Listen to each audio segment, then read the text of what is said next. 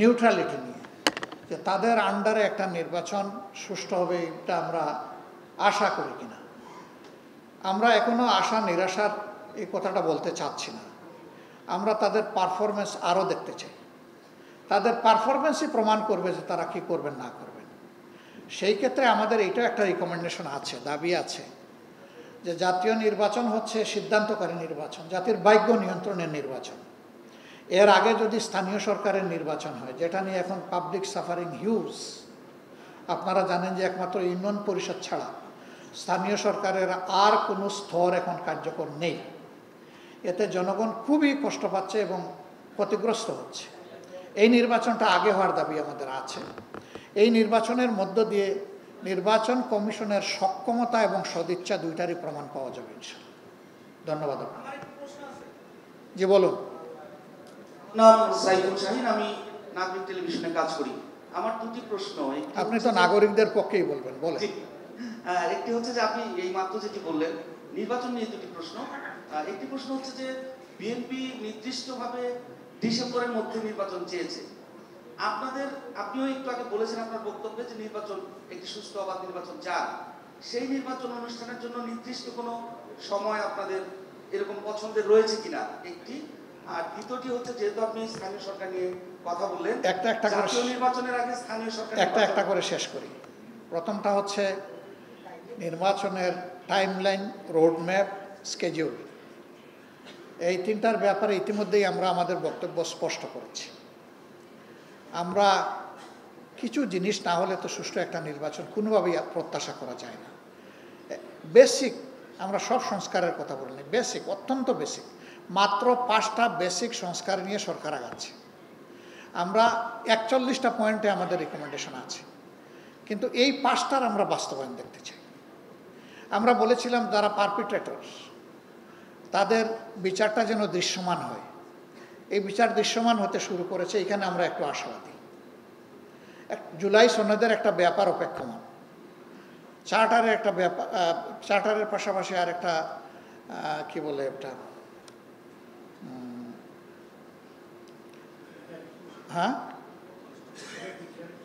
Declaration, যেটাতে এখন কাজ করতেছে আমাদের ঐক্যমত্য কমিশন।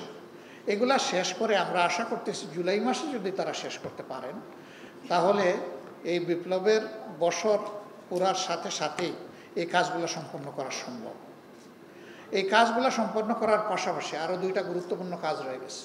অবশ্যই সুষ্ঠু নির্বাচনের জন্য সুষ্ঠু ভোটার তালিকা রাখবে, বায়বীয় ভোট ছেঁটে ফেলতে হবে, ন্যায্য ভোট এখানে সংযুক্ত করতে হবে, এবং প্রবাসীদের ব্যাপারটা আমি আবারও বলবো, আমরা এই ব্যাপারে একেবারেই ছাড় দিতে নারাজ। তাদের কন্ট্রিবিউশনকে সম্মান করার জন্য, তাদের নাগরিকত্বকে সম্মান করার জন্য। তো এই বিষয়গুলো সারতে গিয়ে আমরা মনে করি যে প্রধান উপদেষ্টা যে টাইমলাইনটা ফ্লেক্সিবল টাইমলাইন বলেছেন, ডিসেম্বর টু জুন, ডিসেম্বর 25 থেকে জুন 26, এর ভিতরে তিনি নির্বাচন দেওয়ার পক্ষে। আমরা আমাদের মতটা ইতিমধ্যে ব্যক্ত করেছি যে এইটা ফেব্রুয়ারির মধ্যভাগে হতে পারে, রোজার আগে আগে। কোনো কারণে যদি এই সমস্ত শর্ত পূরণ করতে গিয়ে না হয়, তাইলে কোনো অবস্থায় এপ্রিল পার না হওয়াটা ভালো হবে। কারণ মে মাস থেকে আমাদের দেশের আবহাওয়া কিন্তু ক্রমাগত খারাপের দিকে যায়।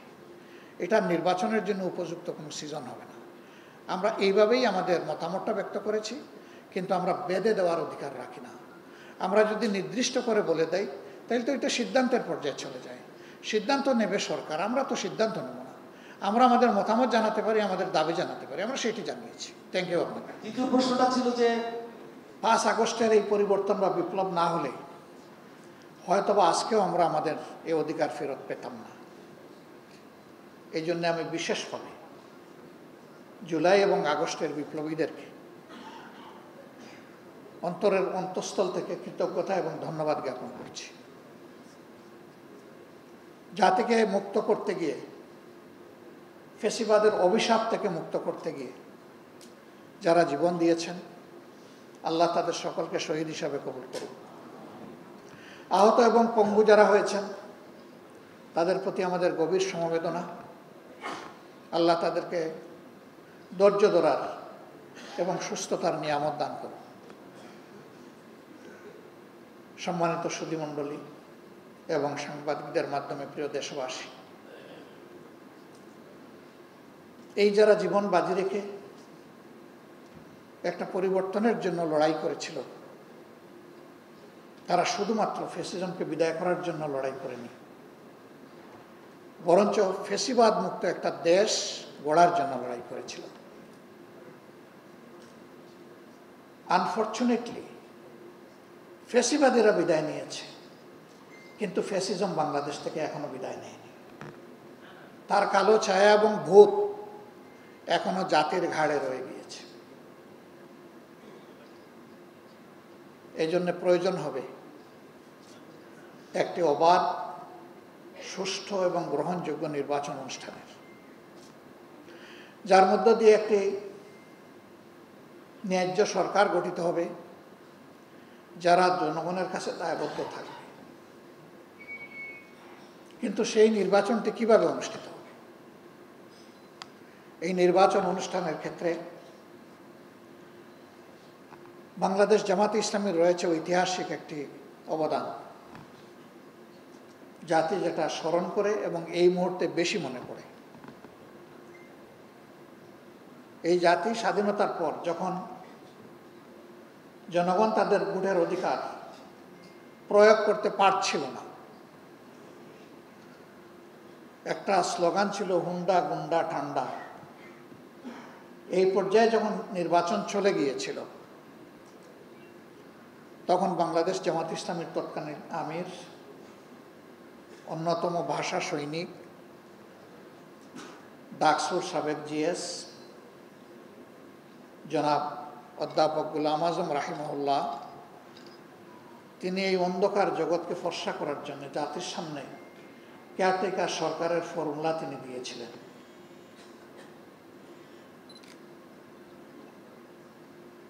হুসেন মোহাম্মদ এরশাদ সাহেবের শাসনামলের পতন হলে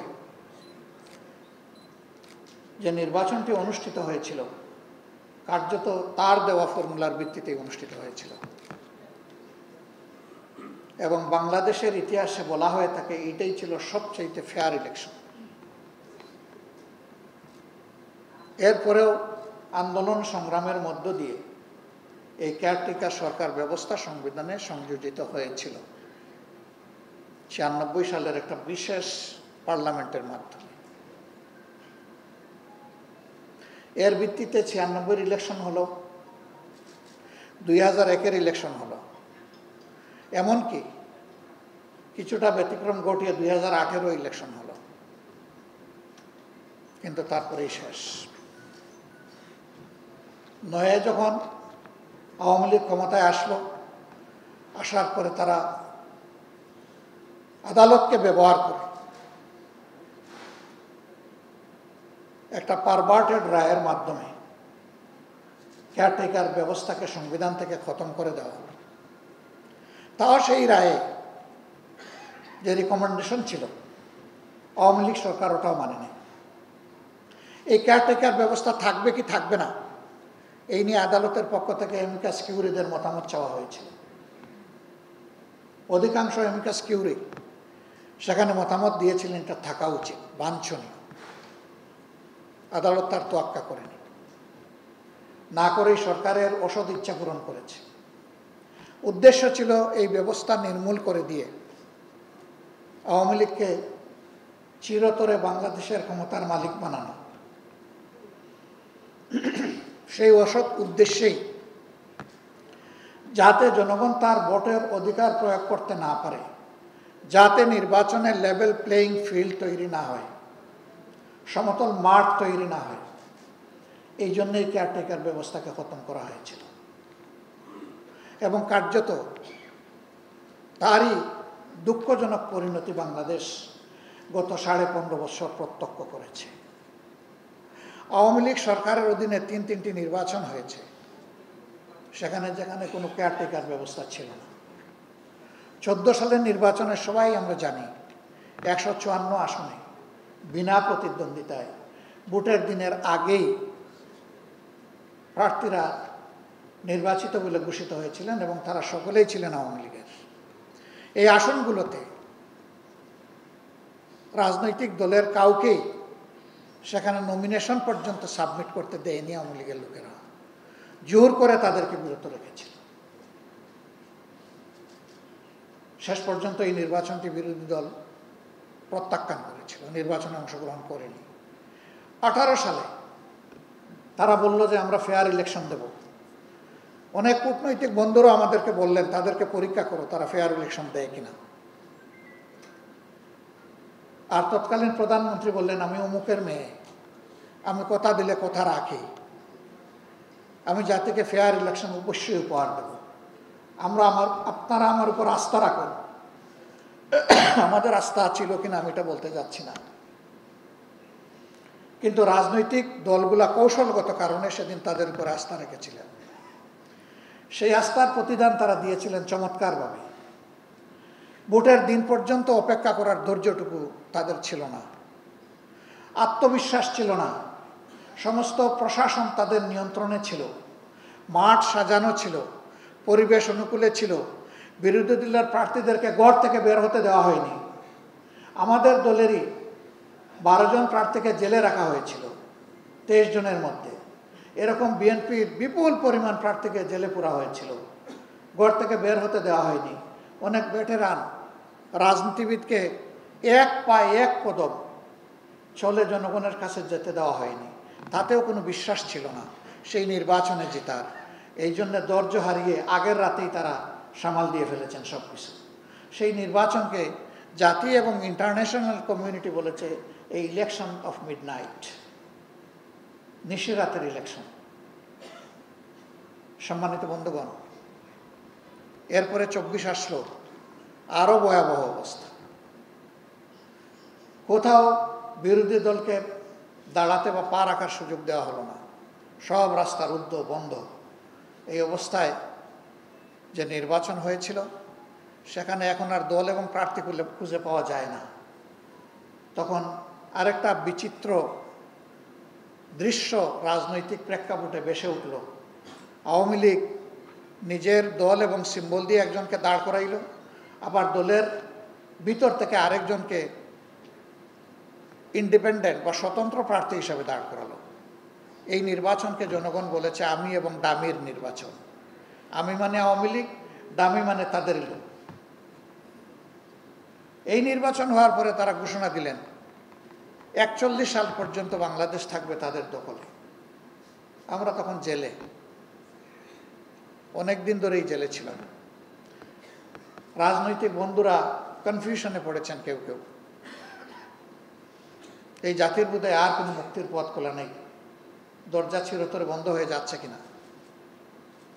কিন্তু না, এরকম একটি ফার্সিক্যাল ইলেকশনের পরেই আল্লাহ তাআলা এই জাতিকে মুক্তির রাস্তা দেখাতে শুরু করলেন। আমাদের সন্তান, আমাদের ছেলেমেয়েরা তারা তাদের একটি মামুলি ছোট্ট অধিকারের দাবিতে রাস্তায় নেমেছিল, কিন্তু সেটাকেও নির্মম কায়দায় দমন করতে গিয়ে এইখানে এই সরকারের পচা সাম্যকে পা কেটেছে। তারা ধারণা করেছিলেন অতীতের ন্যায্য সঙ্গত সকল আন্দোলনকে যেভাবে গায়ের জোরে তারা দমিয়ে দিয়েছেন, এবারেরটাও তারা সেইভাবে পারবেন, কিন্তু এটি আর হয়ে ওঠেনি। সন্তানদের মা বাবারা, সঙ্গীরা, শিশুরা যখন রাস্তায় নেমে এসেছে যে মরলে পুরা জাতি একসাথে মরব, এটি হবে আমাদের মরণপণ যুদ্ধ এই অক্টোপাসের পেট থেকে বের হওয়ার জন্য, আলহামদুলিল্লাহ শেষ পর্যন্ত সরকারের পতন হয়েছে অপমানজনকভাবে। এবং এই প্রথম বাংলাদেশ লক্ষ্য করল একটা সরকারের পতনের পর সরকারের দায়িত্বশীল নেতৃবৃন্দ দেশে থাকার সাহস করতে পারলেন না। এর আগেও আন্দোলনের মুখে অনেক সরকারের পতন হয়েছে, কিন্তু দেশ ছেড়ে এইভাবে কেউ পালাননি।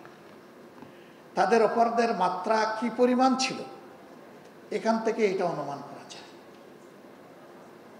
জাতি আশ্বস্ত হয়েছিল, যাক জ্বালাইয়া হলেও গেল তো, এখন দেখা যায় না, যায় না তো, লেগেই আছে। ওই পা ভাঙ্গা ল্যাংড়া ভূত এখনো মাঝে মাঝে এসে উকিঝুঁকি দেয়, বিভিন্ন আকারে ইঙ্গিতে অপার থেকে উস্কানিমূলক নির্দেশনা আসে। এই সব নিয়ে আমরা জাতি হিসাবে রাজনীতির একটা বাঁক অতিক্রম করছি। আমাদের দেশে লক্ষ লক্ষ যুবক বেকার এবং তাদের অধিকাংশ শিক্ষিত। শিক্ষিত হয়ে কেন বেকার থাকবে? শিক্ষিত লোকগুলা তো 1 মিনিটের জন্য বেকার থাকার কথা না। এর মূল কারণ হলো জাতিকে মূর্খ বানায় রাখার জন্য, জাতিকে চোখের আলো কেড়ে নেওয়ার জন্য যেই রকম শিক্ষা দরকার ছিল 15.5 বৎসরে সেই শিক্ষা, সেই কুশিক্ষাই তারা জাতিকে দিয়েছে। এই জন্য আমাদের যুবকদেরকে এখন বেকারত্বের অভিশাপ বুকে নিয়ে এখান থেকে ওখানে ছুটাছুটি করতে হচ্ছে। বাংলাদেশ জামাত ইসলামী একটি ন্যায় বিচার নির্ভর সমাজ গড়তে চায়, যেই সমাজে দেখা হবে না কোন লোকটি কোন ধর্মের, কোন বর্ণের, কোন রঙের, এটা দেখা হবে না, কোন ভাষার। তিনি বাংলাদেশের নাগরিক, অতএব এটাই তার পরিচয়। তিনি একজন নাগরিক হিসাবে সকল নাগরিকের মতো সংবিধানে দেওয়া তার পূর্ণ অধিকার তিনি ভোগ করবেন। এটা আর আমরা শুনতেই চাই না। দেশের রাজনৈতিক পট পরিবর্তনের সাথে সাথে বিভিন্ন ধর্মের উপাসনালয় প্রোটেকশন দেওয়ার জন্য বিশেষভাবে ব্যবস্থা নিতে হবে। কেন এটা হবে? রাজনীতির দৃশ্যপট পরিবর্তন হবে, এটাই স্বাভাবিক। গণতান্ত্রিক সমাজের এটাই সৌন্দর্য। একবার একদল শাসন করবে, জনগণ তাদের শাসন বিবেচনায় নেবে, নিয়ে যদি ভালো মনে করে আবার আনবে, যদি ভালো মনে না করে তাহলে তাদেরকে বদলাবে, যাদেরকে ভালো মনে করে তাদেরকে সুযোগ দেবে। যারা বিরোধী দলে যাবে তারা ন্যায্য কাজে সরকারকে সহযোগিতা করবে, সরকার ভুল করলে শুধরাবে, ধরে দিবে। যদি তারা না শুধরায় প্রতিবাদ করবে, প্রতিবাদের ভাষা না বুঝে প্রতিরোধ করবে। এটি হচ্ছে বিরোধী দলের কাজ। কিন্তু আমাদের সংস্কৃতিতে এটা গড়ে ওঠেনি। আমরা পাশ করলে বলি নির্বাচন শতভাগ সুষ্ঠু, আর আমরা ক্ষমতায় না যেতে পারলে আমরা বলি যে এই নির্বাচন দুষ্ট। এটা মানি না। এবং সাথে সাথে এটাও বলি যে একদিনের জন্য শান্তিতে থাকতে দেব না সরকার। এই ইতিহাসও বাংলাদেশে আছে এবং এটি আওয়ামী লীগ করেছে, অন্য কেউ করেনি। সম্মানিত ভাইরা, এইভাবে ইতিহাসের সিঁড়ি বেয়ে আস্তে আস্তে আমাদের দেশ এগিয়ে চলছে। আমাদের এই যে যুব সমাজ বুক চিতিয়ে লড়াই করলো, জীবন দিল, পঙ্গু হলো, 2 চোখ নাই, 2 হাত নাই, 2 পা নাই, 1 হাত নাই, 1 পা নাই, মেরুদণ্ডে বুলেট নিয়ে বাসায় কিংবা হাসপাতালের বেডে অবশ হয়ে প্যারালাইজড হয়ে পড়ে আছে। এদের চাহিদাটা কি? খুব বড় নয়। এদের চাহিদা ছিল we want justice, we don't want to see any disparity anywhere in the society. আমরা ন্যায় বিচার চাই এবং আমরা কোনো বৈষম্য সমাজের কোথাও দেখতে চাই না। যদি এটা নিশ্চিত করতে হয় তাহলে অবশ্যই গুরুত্বপূর্ণ সংস্কার সম্পন্ন করে সরকারের প্রধান যিনি, তার ঘোষিত সময়ের ভিতরে একটি সুষ্ঠু নির্বাচন অনুষ্ঠিত করতে হবে, যেখানে জনগণ ভোট দিবে এবং ভোটের যথাযথ প্রতিফলন দেখতে পাবে। এই ভোট নিয়ে কেউ কোনো ইঞ্জিনিয়ারিং করার দুঃসাহস দেখাবে না। এই মুহূর্তে আমি গভীর কৃতজ্ঞতা জানাতে চাই দেশে এই পরিবর্তনে, দেশের ভিতর থেকে আমরা যারা লড়েছি, সমান তালে আমাদের সাথে পৃথিবীর বিভিন্ন প্রান্তে যে সমস্ত বাংলাদেশি ভাই বোনেরা আছেন তারাও লড়াই করেছে। কিন্তু দুর্ভাগ্যজনকভাবে তাদের বেশিরভাগই, তাদের না আছে এনআইডি, না আছে ভোটের তালিকায় না। এই জন্য আমাদের অত্যন্ত বলিষ্ঠ, ন্যায্য, স্বচ্ছ, স্পষ্ট দাবি, বিদেশে অবস্থানরত প্রত্যেকটি বাংলাদেশিকে ভোটের অধিকার তাদেরকে দিতে হবে। এই তালিকাভুক্ত তাদেরকে অবশ্যই করতে হবে। এবং এটা খুব দুঃসহ ব্যাপার নয়, দীর্ঘদিনের এটা কোনো সাধনার প্রশ্নও নেই, এখানে শুধু সদিচ্ছার ব্যাপার। ইসি কথা দিয়েছেন তারা এটা করবেন, কিন্তু আমরা দৃশ্যমান কোনো পদক্ষেপ দেখতে পাচ্ছি না, আমরা উদ্বিগ্ন। যদি 1,10,00,000 প্রবাসী ভোটারদেরকে বাদ দিয়ে ইগনোর করে বাংলাদেশ আগানোর চেষ্টা করে, এই বাংলাদেশ সফল হওয়ার কোনো সম্ভাবনা নেই। কারণ তাদের সংখ্যা যাই হোক, তাদের রক্ত পানি হয়ে ফুটা ফুটা যে ঘাম জোরে, সেই ঘাম থেকে তারা যে বৈদেশিক মুদ্রা অর্জন করেন, তাদের পাঠানো বৈদেশিক মুদ্রায় বাংলাদেশের অর্থনীতির চাকা চলছে। মুখে বলবো রিমিটেন্স যোদ্ধা, আর সেই যোদ্ধাকে দিব না তার অধিকার, এটি তাদের সাথে এক ধরনের নির্মম উপহাস। আমরা এটার পরিসমাপ্তি দেখতে চাই।